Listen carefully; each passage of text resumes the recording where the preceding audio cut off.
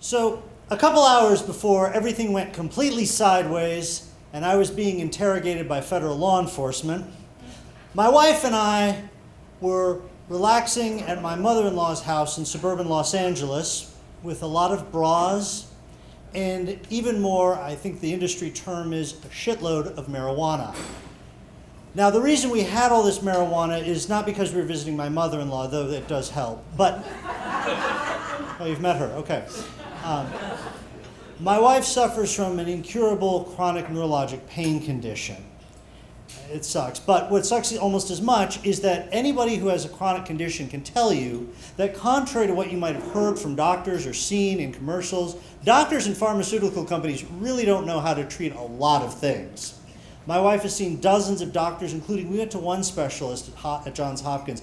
This was just like going, if you've ever been to the Little Inn at Washington, I have not, but you wait months to get an appointment, it costs hundreds of dollars, and your insurance is not going to cover it. This doctor had a wall of degrees. We spent 45 minutes explaining all the problems my wife had, all the treatments she'd gone through. The doctor looked us right in the eye and said, "That's terrible. What do you think we should do next?" I looked at the wall of degrees and I looked at the credit card in my hand. I thought, we have clearly defined roles here in this process. My wife has been prescribed Vicodin, Percocet, GHB, ketamine, and marijuana. Pretty much my wife has been prescribed everything that you would find on the floor of any tent at Burning Man. But the one thing that has provided her some relief is medical marijuana.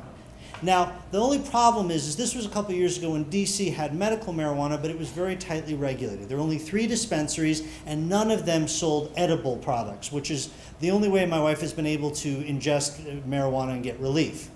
California, on the other hand, has had medical marijuana for over 23 years.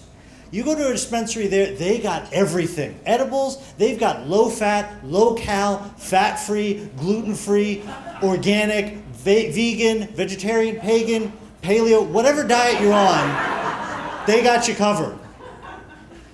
So my wife is interested in taking advantage of this opportunity, and I'm a little nervous because I work for the Defense Department. Okay, you all know where this is going. And as a federal employee, my livelihood and our health insurance depends on me not being in a room full of marijuana. My wife thinks I'm a little paranoid, but she gives me a choice. She says, look, if you don't want to, because part I should explain, my wife's condition, she cannot drive, and so I would need to drive her around. She says, look, if you don't feel comfortable driving me to the dispensaries, that's fine. Your other choice is that I could take her 80-year-old mother shopping for a new bra. I bet you can guess which one I chose. Now, the first thing going to the dispensaries that use medical marijuana is, and this story, as you can tell, takes place a couple years ago back when DC and California had medical marijuana. Now, I say this because more recently California has decriminalized marijuana, and to be honest, I really don't know why they bothered.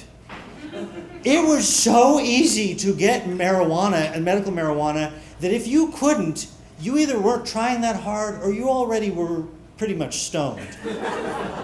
Put it this way, to get a medical marijuana card in DC, you first had to go to your doctor, who would then refer to you as a specialist, who the specialist would write a letter to the Board of Health, who would process it in about 6 to 9 months. Then you'd have to go before the city council and do a couple bong hits with the mayor.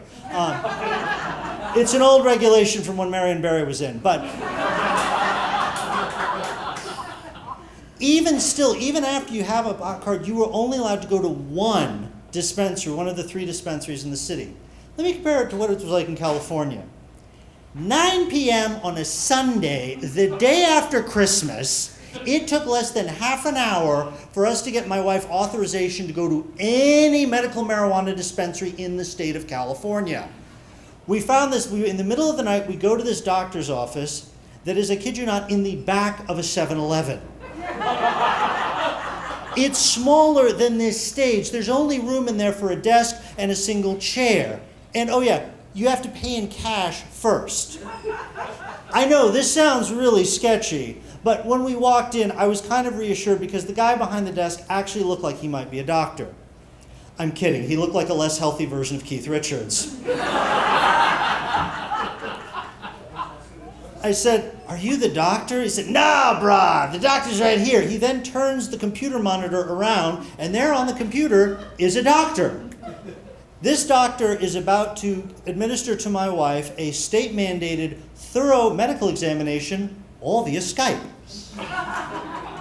The whole interview takes less than 30 seconds. My wife starts out, she's been through this many times, explaining all the conditions she suffers with, and she gets to the point where she says, "Well, one of the conditions I have is fibromyalgia." The doctor stops and says, "What's that?" My wife says, "Well, it's a chronic pain condition." The doctor literally says, "Good enough for me," hangs up and hits send on an email to Keith Richards there, and he prints out this official form, and we're good to go.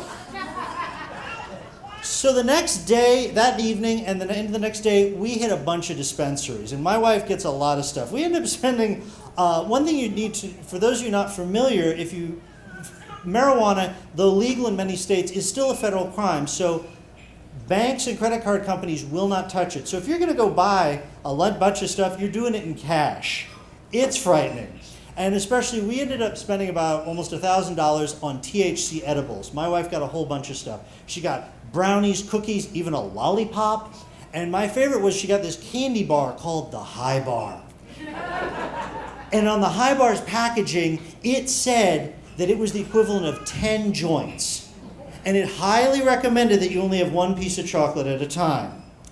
In addition, my wife also got a bunch of CBD products. Now, for those of you not familiar, CBD products are marijuana products, but they are completely legal. You can even order some on Amazon. They are legal because they have no THC in them. There is absolutely no way you can get high off CBD products. It's also fun to go into, because they actually, part of it, CBD products help deal with chronic pain and inflammation. And the other fun trick you can do is, if you ever want, go into any medical marijuana dispensary in this country and ask for CBD products, and I guarantee you will get the following reaction. The clerk will first look shocked and confused, and then say, "Oh man, you're actually sick. Okay." Yeah. But the guys at these dispensaries are actually really cool, and they provide some helpful advice. And one key piece of information they remind us is that getting on a plane with THC products is a federal offense. Even though we are flying from California back to DC, two states that have medical marijuana, and my wife is authorized in both. I don't know what to do. My wife, the brains of the outfit, she's like, "I got a plan." We get back to her mother's house. She takes the CBD products, wraps them in a bag from Vaughn's grocery store. She takes the $1,000 worth of THC edibles, wraps those in a bag from Ralph's grocery store. She tells me, "Look, I'm going to help my mom try on these bras. You're going to take the CBD products and put them somewhere in her luggage, and then I want you to hide the THC edibles somewhere in my mother's house." And she says, "When we come back, we're going to come back a few weeks later during the MLK Day weekend and to visit again." She says, "I can then," my wife's like, we'll find the THC edibles, and then I can have some, try them, and see how they work." I don't think this is the best idea, because my mother-in-law, very sweet woman, is an Egyptian immigrant, and to call her a devout Christian is kind of an understatement. When my wife was 5 years old, her cat died, and she asked her mother if her cat was in heaven. And her mother turned to this 5-year-old little girl and said, "Of course not. How could Mrs. Whiskers accept Jesus Christ as his Lord and Savior?" So I don't think this is a good idea, but you do that. A little bit later, we head to the airport, and that is when things go completely sideways. My wife at the time was using a wheelchair, so she went through security relatively quickly. I go through the metal detector, and then I hear the TSA agent say, "Sir, is this your bag?" Now, my wife and I have been married for almost 20 years, so in that time, we have developed the ability to communicate entirely through facial expressions. I look over, and the look my wife gives me communicates a couple things at once. First, "You're a freaking moron." 2, "I'm sorry." And 3, "I will visit you in prison." Because the TSA agent is holding a shopping bag, but it's not from Vaughn's with a bunch of legal CBD products. No, she's holding a shopping bag from Ralph's with $1,000 of highly illegal THC products. She's now talking into her walkie-talkie. "Dispatch, I'm needing backup at checkpoint 5. I am so convinced that I am now about to go to federal prison, I start to hear in my head the rest of my life being narrated by Morgan Freeman. On I'll never forget the first time Zachary came to federal prison. Why he can't tell the difference between a Vaughn's bag and a Rouse bag, I will never know. If you've never seen a Morgan Freeman movie, that was a dead-on impression. Just don't ask anybody else. The TS agent brings me back to reality by saying, "Sir, we have a serious problem here." She takes the bag with the THC edibles, puts that on the shelf. She then reaches back into my bag, into my carry-on bag for some reason, and pulls out a half-empty bottle of Dr. Pepper. She says, "Sir, you know this is entirely unacceptable, and I must confiscate this." I'm like, "Oh, yes, of course, please do, yes." She then takes the $1,000 worth of THC edibles, puts them back in my carry-on, and with a, "You have a nice flight now," hands it back to me. My wife heads to the gate. I go to the men's room. I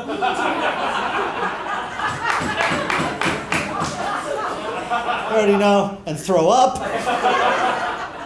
When I meet my wife at the gate, she has a look of utter disappointment on her face. She says, "Our flight's been canceled. We have to come back tomorrow." We go back to her mother's house, and my wife tells me very clearly, she says, "I am going to be responsible for packing and hiding the marijuana. You help my mother try on bras." I'm happy to do that. A few weeks later, though, we get back, and I realize I get a phone call that indicates my wife didn't do such a great job of hiding those THC edibles. My mother-in-law is on the phone, and she is really confused. "Zachary, did you put something in my house?" What you talking about, Mom?" "Did you bring something into my house?" "What do you mean?" "Did you bring your horse into my house?" "My horse?" "Yes, your horse. It's one of those horses with a horn on it." "Mom, are you asking if I own a unicorn?" "Yes, you rode your unicorn into my house today." "Yeah, Mom found the bag of what she thought were snacks." And I'm trying to figure out how bad is the situation. I'm like, "Mom, I'm just curious, how many of those snacks did you have?" "Oh, not much. I did find this chocolate bar. It was delicious." "Mom, did you eat the whole..." "Oh, I ate the whole thing. I'm so sorry." And to further confirm that, yeah, she ate the whole thing, she says, "You know, I feel really weird right now. I'm going to take off my clothes and go roll on the lawn." "No, Mom, please. Just stay in the house. Why don't you go take a nap?" She said, "Okay, I'm going to go watch TV." "No, Mom, don't watch TV." My mother-in-law only watches evangelical Christian programming. And I think somebody cruising on 10 joints really should not be subjected to some guy screaming about the devil right now. A few weeks later, we go back out there and we recover the Rouse bag. We're down a couple $100 worth of edibles. Oddly enough, my mother-in-law is still kind of uptight, but I tell my wife, if she wants to go back to one of these dispensaries, why did this time she and her mother can go, and I will be happy to go and try on bras myself.